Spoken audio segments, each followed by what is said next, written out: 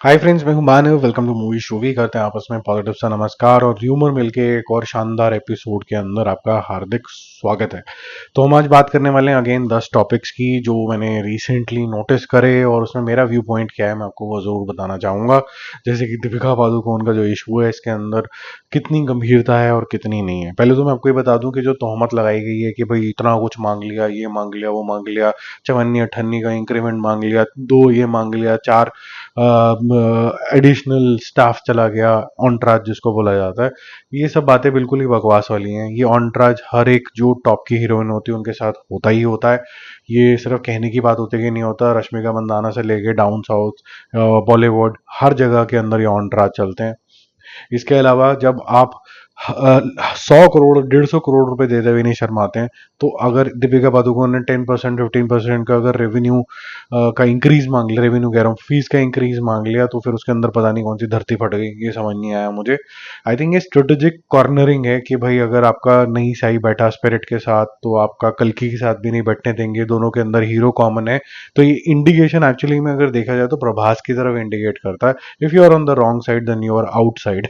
तो ये वो मुझे तो यही लग रहा है, क्योंकि ऐसा नहीं हो सकता है कि एक हीरोइन है जिसको अच्छे खासे से रिस्पेक्ट मिलती है यहाँ के जो बॉलीवुड के जो टॉप डायरेक्टर्स हैं, चाहे वो यश राज हों, चाहे फिर वो करण जौहर हों, चाहे फिर वो संजय लीला भंसाली हों, ये सारे लोग बहुत अच्छे तरीके से उनसे प्यार भी करते हैं, उनको पिक्चरें भी देते हैं, Red Chillies back to back देता है और वहां पर इनका प्रोफेशनलिज्म चढ़ता फुड़ता रहता है और बाकी साउथ जाते ही बिगड़ जाता है। लेकिन साउथ में भी एक्सेप्शन, अल्लू अर्जुन के साथ जब ये मूवी करते हैं तो वहां कुछ नहीं बिगड़ता। तो ये बहुत सेलेक्टिव तरीके की निट पिकिंग है। मुझे लगता है दोनों चीजों के अंदर कॉमन है। प्रभास, ये कुछ तो गड़बड़ हुई है।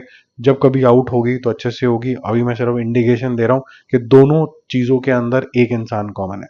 बाकी आगे चलते हैं। रणबीर अलाहाबादी, रणवीर अलाहाबादी, रणबीर क्यों बोल रहा हूँ, रणबीर तो अच्छा इंसान है। और अमृता राव का एक कुछ इंटरव्यू आया जिसके अंदर इन्होंने भी चीप टैक्टिक्स के अंदर कदम रख लिया, क्योंकि जितने भी पॉडकास्ट हैं एक्चुअली इनका फॉर्मेट यूट्यूब तो पुश कर रहा है। अगर आप पॉडकास्ट करते हो आपके वीडियोस को भी ज्यादा पुश किया जाता है, but at the same time it's a ridiculous format because somebody would be interviewing to get eyeballs, somebody would be making a statement and very conveniently go, because the third person on which the statement is being made, he has no chance or she has no chance to defend it. यानी कि आप और जो interview ले रहा है और जो इंटरव्यू दे रहा है उसने तो कोई बात बोल दी, लेकिन जो थर्ड पर्सन है जिसके बारे में बोलेगी वो बैठा हुआ है घर में, उससे तो किसी ने कुछ नहीं पूछा और हम लोग उसी को बिलीव करेंगे जिसने पहली बार स्टेटमेंट मार दी। जैसे होता है ना पुलिस का केस, जो पहले पुलिस का केस कर देगा उसी को सच माना जाएगा, चाहे खून किसी और ने किया हो। तो ये मेरे ख्याल से एक बैड प्रैक्टिस शुरू हो गई है कि हम एक्सपोजे और 2 मिनट की लाइमलाइट के लिए बस अलग अलग तरीके को पॉडकास्ट नहीं, इंफॉर्मेटिव नहीं, लेकिन हम एक्सपोजे दे देंगे, हर चीज एक्सपोज हो जाती है। जैसे थर्ड टॉपिक भी अगर हम देखें तो तनुश्री दत्ता भी हर रोज ये सोचती हैं कि मैं लाइमलाइट में कैसे रहूं, मैं कंगना कैसे बन जाऊं, और उनको ये समझ में नहीं आ रहा है कि पॉजिटिव चीजों से भी आप लाइमलाइट में रह सकते हैं, लेकिन वो नेगेटिव चीजों से लाइमलाइट में आती हैं। कभी कहते हैं कि मुझे मारने की कोशिश कर रहे हैं, कभी वो पीछे पड़ जाती हैं। कभी नाना पाटेकर के, अभी उन्होंने नया ढूंढा है बंदा कि भाई अब किसको हम पकड़ें, तो वो उन्होंने पकड़ा है इसको सलमान खान को, कि भाई अब सलमान खान की बदनामी करते हैं। इनका सलमान खान से क्या लेना देना है, कोई खास एस्टैब्लिश नहीं होता है। It is almost like complaining complaining complaining without any proof. और क्योंकि प्रूफ नहीं है तो अगेन वही बात हो जाती है कि किसने केस किया, भाई बोल दिया कि जी हमने तो बोल दिया कि ऐसा हुआ था। और जैसे बोलते हैं ना बहुत सारे लोग, यार मेरा बॉस बड़ा मतलब कमीना के तरीके का इंसान है क्योंकि वो मेरे से काम बहुत कराता है। अब ये तो कोई लॉजिक नहीं हुआ, ठीक है। मतलब मेरे यहाँ पर इन्होंने कुछ तहमत लगाई कि भाई फार्म हाउस में आके हमारी जी हजूरी नहीं करी तो आपको फिर कैसे शोहरत मिल जाएगी। ऐसे अभिनव कश्यप को लगता है कि भाई ये तो सलमान खान किसी काम का ही नहीं है, बहुत ही एरोगेंट है, और ये तो मैं था जिसने पिक्चर बना दी। और फिर 15 साल पहले एक वीडियो भी आता अभिनव कश्यप का कि भाई टीम का एफर्ट होता है, मैं अकेला क्या कर लेता हूँ, मैं तो सिर्फ बैकबोन हूँ, बाकी सारे लोग भी कंट्रीब्यूट करते हैं। आज इनको पूरा का पूरा क्रेडिट भी चाहिए। साथ साथ में अगर ये इतने ही ज्यादा लाचार थे और तो मतलब सारे का सारा क्रेडिट तो फिर तो सलमान खान को ही जाना चाहिए, क्योंकि जो मूवी को देखने लोग गए वो तो सलमान खान की वजह से देखने गए और उन्होंने अपना पार्ट भी ढंग से कर दिया, तो फिर सलमान खान को इनडायरेक्ट तरीके से ही आप क्रेडिट दे रहे हो कि मैं कुछ नहीं कर पाया, लेकिन सलमान खान की पिक्चर फिर भी हिट हो गई, तो इसका मतलब उसी की सोच होगी, उसी का डायरेक्शन होगा, इसीलिए आपको सेकंड वाले से निकाल भी दिया।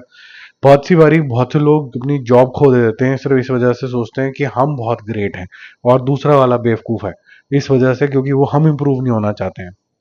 तो तहमत लगाना बहुत ज़्यादा आसान है। ये जितने भी आपने देखा होगा कि जो फेल वाले लोग हैं सिर्फ वही बोलते हैं कि सलमान खान ऐसा है, बट बाकी सारे लोग जो हैं वो बोलते हैं कि यार इसके सच है, पर्सन कोई नहीं है। तो मेरे ख्याल से जितने भी लूजर तरीके के लोग हैं वो एक ही कैटेगरी के अंदर क्लस्टर हो जाते हैं कि भाई 2 मिनट का फेम मिल जाए, या फिर हम कुछ बोल दें, या फिर हमारी बनी नहीं थी तो उसको हम कुछ और फॉर्म एंड शेप देके कर दें। अब यहाँ पर भी पॉडकास्ट एक रोल प्ले करता है, दोनों ही तीनों पॉडकास्ट में आके ये क्लेम करके चले गए, लेकिन सलमान खान से किसी ने नहीं पूछा कि भाई एक्चुअली में हुआ क्या था। ठीक है, तो आगे चलते हैं, क्योंकि कश्यप साहब की बात हो रही है तो चौथे नंबर पे अनुराग कश्यप को भी घसीट लेते हैं इसी के अंदर ही। तो उनको लगता है कि यार अगर तुम्हें मेरे साथ काम करता ना, मैं तो बहुत ही बड़ा डायरेक्टर हूँ, मैं तो पता नहीं स्टीफन स्पीलबर्ग भी मेरे सामने पानी भरता, तो अगर स्टार होगा तो अपने घर पे होगा, तुम मेरे साथ पिक्चर करने आ रहा ना तो फिर अपना स्टारडम घर छोड़ के आ। पहले तो मैं ये पूछूंगा कि भाई पहले कुछ अचीव कर लो लाइफ के अंदर। आपने बहुत सारी पिक्चरें बनाई, आपने बहुत सारे पैसे कमा लिए, आपको रॉयल्टीज मिली, आपका बैंक बैलेंसेस अच्छे हो चुके हैं, लेकिन आपकी पिक्चर ट्रूली स्पीकिंग थिएटर में बहुत कम लोग देखने गए हैं। आपकी कुछ कुछ पिक्चरों को एप्रिसिएशन भी मिला, आपकी लास्ट पिक्चर भी ठीक ठाक थी, लेकिन लोग टिकट फिर भी नहीं खर्च कर रहे हैं। जब आपकी पिक्चर ही कोई नहीं देख रहा तो आपको ये हक भी नहीं पहुंचता कि अपना स्टारडम रख के अगर अगर आज आपके मूवी के अंदर कोई स्टार आता है तो जो आपको ये 50 पैसे की ओपनिंग मिलती है ना, मान लीजिए आप सलमान खान को लेते हैं जैसे आपके ब्रदर ने लिया था, तो पहले दिन की ओपनिंग इस स्टेट के अंदर भी जब सलमान खान की पिक्चर 5-6 साल से नहीं चली है, तब भी 50 करोड़ रुपए आपको डे वन दे के चली जाएंगी। तो आप सोचो कि आप क्या बोल रहे हो। ठीक है, आगे चलते हैं। फिफ्थ नंबर पे एक बड़ी अच्छी बात है, फिरोज नाडिया वाला बोलते हैं कि यार सब लोग ही हॉरर यूनिवर्स, स्पाई यूनिवर्स, ये यूनिवर्स, वो यूनिवर्स, डाउन साउथ में भगवान यूनिवर्स चल रहा है आजकल, ये वाला भगवान, वो वाला भगवान, तीसरा वाला भगवान, चौथा वाला भगवान, ये भी भगवान, वो भी भगवान, मैं भी भगवान, तू भी भगवान।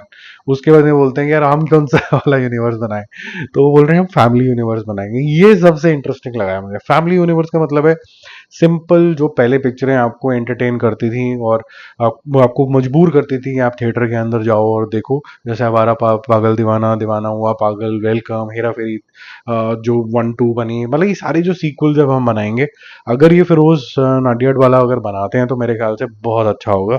ये जो लाइट हार्टेड थोड़ा सा, जिसको हम बचपन से मसाला मूवीज बोला करते थे, थोड़ा थोड़ा थोड़ा थोड़ा सब कुछ है, थोड़ा एक्शन, थोड़ा कॉमेडी, थोड़ा रोमांस, थोड़ा सा पागलपन, थोड़ा सा ये सारी चीजें उसके अंदर हुआ करती थी, तो मजा आता था देखने का। मतलब जैसे ना पिक्चर देखने जा रहा है, पिक्चर बोलते थे उस जमाने में। ये धीरे धीरे शिफ्ट हो गया, ये क्लस्टर बन गया। अब हम सिर्फ कॉमेडी देखने जा रहे हैं, अब हम सिर्फ एक्शन देखने जा रहे हैं, अब हम काली स्लो मोशन देखने जा रहे हैं। ये वैसा वैसा कुछ क्लस्टर हो गया। ये जो है ना, ये अच्छा था, इसके अंदर बस हैप्पीली गए और हैप्पीली वापस आ गए, कुछ इसमें दिमाग नहीं लगाना, जरूरी नहीं है, बर्डन नहीं है कि 100-200 करोड़ ही करना है। बस पिक्चर ने जितना किया 10-20% एक्स्ट्रा कमा लिया, अपना छुट्टी हो गई। तो मेरे ख्याल से ये बहुत अच्छा स्पेस है, ये वापस रिवाइव होना चाहिए। जो शायद नहीं रिवाइव होना चाहिए वो नेक्स्ट टॉपिक है। मस्ती 4 का मैंने टीजर देखा और मेरे को इससे काफी ज्यादा उम्मीदें थी। जो आपकी नॉटी कॉमेडी होती है या फिर एडल्ट कॉमेडी होती है, इसको भी अलग तरीके से ट्रीट किया जा सकता है, अदरवाइज ये स्लीजी हो जाती है। यहाँ पर आपको डायरेक्ट तरीके से तो नहीं टीज किया जाता, थोड़ा इनडायरेक्ट तरीके के डायलॉग्स यूज करे गए हैं, but it is still sounding very sleazy, मतलब थोड़े चीप जोन में ही है ये। आप एडल्ट को चीप में क्यों करते हो ये समझ में नहीं आता। ये मेरे को लगता है पिक्चर चलेगी और इसका ऑडियंस भी बहुत कम है, ये बहुत चीप पड़ा है। तो ये तो मतलब स्किप करने लायक ही है ऑलमोस्ट। पता नहीं मैं भी देखूंगा कि नहीं देखूंगा इसको। ये जब आएगी तो देखते हैं इसके इन एंड राउंड बस बस क्या बनती है। कुछ नयापन ही नहीं है इसके अंदर, वो बस इसी तरीके के डायलॉग्स हैं और सोच रहे हैं कि इसके बेसिस पे कुछ चल जाएगा। आई थिंक जो जेन जी है इससे ज्यादा मेच्योर और बातें करती रहती, नोटी करती रहती है, तो मेरे ख्याल से तो ये शायद जो देखने व्यूअर्स हैं वही सिखा देंगे मेकर्स को कि भाई ये नहीं, ऐसे नहीं बोलने का, ऐसे बोलने का।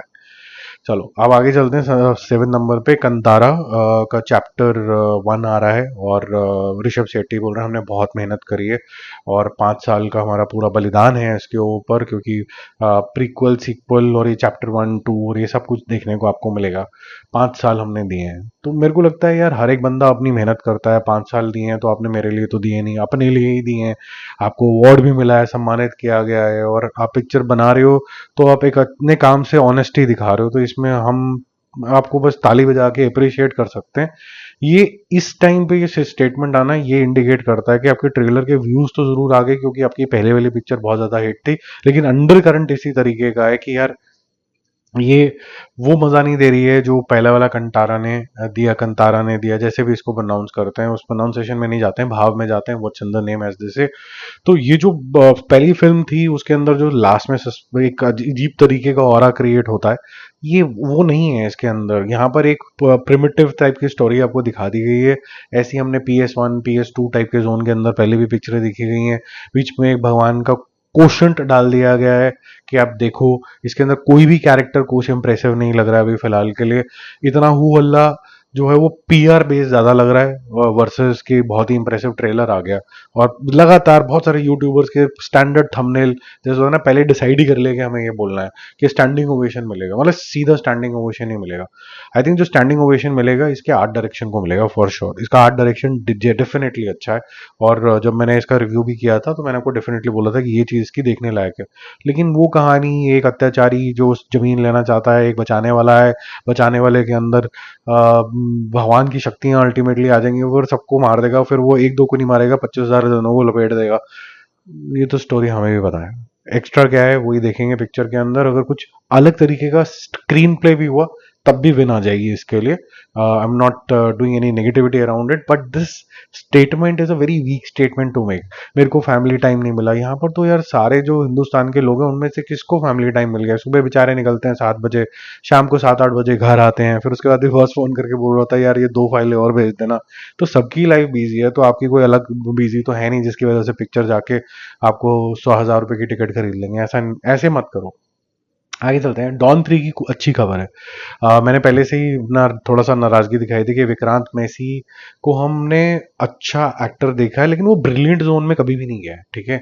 और मेरे भाषा से आपको समझ में आ गया होगा कि जरूरी नहीं है कि ये कोई नॉर्थ साउथ का मैं डिवाइड कर रहा हूँ। जो जेन्युइन है मैं सिर्फ उसकी बात कर रहा हूँ। उसके अंदर इतना टैलेंट नहीं है जितना क्या वो पोर्ट्रेल हो गया है आज की डेट के अंदर, ठीक है। और ये मैं बड़े क्लियर डेफिनेशन से आपको बता रहा हूँ। आप अगर कोई भी उसको संगी साथी के साथ कभी भी किसी भी मूवी के अंदर आया तो वो सबड्यूड ही रहा है, बिकॉज एक लेवल तक उसकी एक्टिंग जाती है, यहाँ पर टच नहीं कर पाती है। अब इसकी जगह पे जो आर्टिस्ट आ रहा है डॉन 3 के अंदर जो कि विलन बनेगा, he is a brilliant artist. उसकी नजर के अंदर ही आपको विलन पंती नजर आनी शुरू हो जाती है, अथॉरिटी नजर आनी शुरू हो जाती है। अर्जुन दास, ठीक है। आपने इसको उसके अंदर भी देखा था, और रोलेक्स के साथ इसका थोड़ा सा नामझाम एक्सटेंडेड कैमियो टाइप सा कुछ देखा था, वो अच्छा लगा था, बहुत इंप्रेसिव लगा था। और भी साउथ की पिक्चरों में काफी जगह में आता रहता है। ये एक बेटर ओपोनेंट है to Ranveer Singh then Vikrant Massey. I am happy he is replaced for good, because इससे विक्रांत मैसी को भी हेल्प होगी, क्योंकि विक्रांत मैसी फिर वो वाले रोल करेगा जो उसको ब्रिलियंटली करने आते हैं, ठीक है। अब ये एक्सेल एंटरटेनमेंट के साथ इनका कोई डिशुम डिशुम नहीं हुआ है, क्योंकि डॉन 3 भी वही बना रहे हैं, विक्रांत मैसी को लेके बना रहे थे, but they have parted ways. And उसके बाद जो उनकी वो रविशंकर साहब के ऊपर जो पिक्चर बन रही है वो भी एक्सेल एंटरटेनमेंट ही प्रोड्यूस कर रहा है, तो मतलब उनके अंदर कोई रिफ्ट नहीं है। लेकिन आई थिंक राइटफुल रोल जिसको जाना चाहिए, the makers are being cautious about it. थोड़ा नॉर्थ साउथ का मिश्रण आएगा तो शायद इसका जो ऑडियंस है वो भी थोड़ा वाइडर हो जाएगा। 9 नंबर पे चलते हैं। दे कॉल हिम ओजी। इसका मैंने ट्रेलर भी देखा, और इसका जो एडवांस बुकिंग है वो 100 करोड़ रुपए के आसपास टच कर रहा है वर्ल्ड वाइड। तो 150 करोड़ रुपए के आसपास इसके डे 1 ही आने वाले हैं। लोग काफी प्रभावित हैं इन एक्टर्स से कि भाई क्या करेंगे पवन कल्याण जी। और मुझे इसका टीजर फिर भी ठीक लगा था। ट्रेलर में मुझे कुछ element of, I would not से फ्रॉम अ टेक्सचर और आर्ट डायरेक्शन परस्पेक्टिव, बट कुछ एलिमेंट ऑफ एनिमल, कुछ एलिमेंट ऑफ जेलर, वो कौन था, KGF जैसे इंट्रो होता है ना कि उससे पंगा मत ले लेना, वो आ जाएगा तो तलवारबाजी का चैंपियन है वो, तलवारबाजी सबको मार देगा वो। तो ये जो हीरो है ना, हीरोइज्म का ये जो डेफिनेशन है, ये थोड़ा क्लीशे होता चला आ रहा है। उसको मत करना। ये आप देखना, 2009 में पिक्चर आई थी सलमान खान की, वांटेड, उसमें था अरे वो है द लास्ट एक्शन हीरो, अरे वो है, तो आपको सलमान खान की बैक दिखती है, सिल्वर दिखती है, वो हल्का सा भाग रहा होता है, फिर चेहरा दिखता है। ये जो डायलॉग था ना, ये 2009 में आया था। अब ये समझ लीजिए कि 16 साल हो गए, 17 साल हो गए इसको आए हुए, अभी भी किसी और तरीके से इसको बोला जा रहा है। इसका आज भी दम कम है ऐसा करना, लेकिन अब ये बैक टू बैक इतनी मास मूवीज आ गई ना, तो मुझे इतने ओजी में कोई भी ज्यादा एक्साइटमेंट नहीं हुई। ना तलवारबाजी कोई ऐसी बहुत ज्यादा खतरनाक तरीके की थी मैं मेस्मराइज हो जाऊं। हाँ, इमरान हाशमी जरूर अच्छे लग रहे हैं, और इतनी अच्छी एक्टिंग वो अगर बचपन से कर रहे होते तो आज बहुत ही बड़े स्टार होते। बहुत इंप्रूव हो गई उनकी एक्टिंग, बहुत कॉन्फिडेंट हो गए। इनफैक्ट वो एक और ट्रेलर के अंदर मैंने टीजर था, वो हक का टीजर था जिसके अंदर यामी गौतम भी है, वो भी मुझे अच्छा लगा। वो मूवी बहुत ही इंपॉर्टेंट होनी चाहिए, हक। अगर मैं थोड़ा सा हटूं इससे, दे कॉल हिम ओजी। ये मुझे लगता है कि, हिंदी बेल्ट में तो नहीं चलेगी ओजी, मुझे नहीं लगता। अगर चलेगी तो I will be very surprised. ये मैक्सिमम 10 करोड़ में निपट जाएगी। ये जो फिल्म है ना, ये इतनी इंपॉर्टेंट इसीलिए है, हक, जिसके अंदर इमरान हाशमी और यामी गौतम है, क्योंकि ये ना मुस्लिम कैरेक्टर ने प्ले किया है, और एक मुस्लिम औरत की प्रॉब्लम के ऊपर है। और उसमें बोला गया कि मैं इंडियन मुस्लिम हूँ, तो ये इंडियननेस भी है। और बहुत से लोग बोलते हैं ना कि यार, कुछ अगर कल्चरल इश्यूज हैं या फिर रिलीजियस इश्यूज हैं हिंदू में, तो आप कभी पीके बना देते हो, ये बना देते हो, तो आप उसके ऊपर क्यों नहीं बनाते हो? तो ये कहीं ना कहीं मुस्लिम टॉपिक के ऊपर भी छिड़ा है। तो अब यहाँ पर थोड़ा इक्वालिटी आ रही है कि भाई, इंडियन को इंडियन समझो, ना हिंदू है ना मुसलमान है, इंडियन इंडियन है। तो मुझे ये कॉन्सेप्ट अच्छा लगा। ठीक है, तो बाकी देखते हैं मूवी कैसे होती है। 10 नंबर पे चलते हैं। सवारी आपने देखी थी, सैयारा, सॉरी सैयारा, आपको काफी बेहतरीन लगी, और लोगों ने डिमांड भी करा 2 बनेगी। मोहित सूरी ने बोला कि 2 नहीं बनेगी, क्योंकि एक बार ही बना दिया, अब जरूरी नहीं कि उसका नाम कैश करते चले जाएं। लेकिन he is ready with another script. अब इस स्क्रिप्ट में क्या होगा? रोमांटिक फॉर श्योर है। क्या रोमांटिक म्यूजिकल भी है ये कि नहीं, उसके बारे में कुछ नहीं पता, लेकिन ये यशराज जो है वही बैक कर रहे हैं। He will present this movie, not produce but present this movie. तो जबरदस्त होने वाला है इनका इक्वेशन इसके साथ। क्योंकि बहुत सारे लोग मोहित सूरी के साथ काम करने की कोशिश कर रहे हैं, क्योंकि काफी इम्पैक्ट छोड़ा है सैयारा ने। जिस तरीके से एक्टर से परफॉर्मेंसेज निकाली गई है, तो वो जो होता है ना, कई बार बोला जाता है कि डायरेक्टर इज एन एलिमेंट, वही जोन चल रहा है इनका। मतलब सेंचुरी वाला जोन चल रहा है कि हम सेंचुरी मारेंगे एज अ बैट्समैन। तो यशराज के साथ उनका जो हैंडशेक है वो अटल है, वो बना रहा है। और जो दूसरे हैं प्रोड्यूसर साहब और जो मोहित सूरी के साथ काम करते हैं, उनको थोड़ा सा वेट करना पड़ेगा। तो ये थी 10 न्यूज़, जो मेरी प्रतिक्रिया थी, जो वैसा मैं सोचता हूँ, मैंने आपको बताया। अगर आपका कोई कंफ्लिक्टिंग ओपिनियन है तो सभ्यता के दायरे में कमेंट करना। अगर आपको गाली गलौज करनी है तो कहीं और जाके करना, यहाँ पर आओगे तो वैसे तो यूट्यूब अपने आप फिल्टर कर देगा, या फिर मैं डिलीट कर दूंगा, कोई एक ही काम करूंगा। और जो मूवी शूवियंस हैं वो तो बहुत ही सभ्य हैं, तो उनको तो फिर जय हिंद वंस अगेन।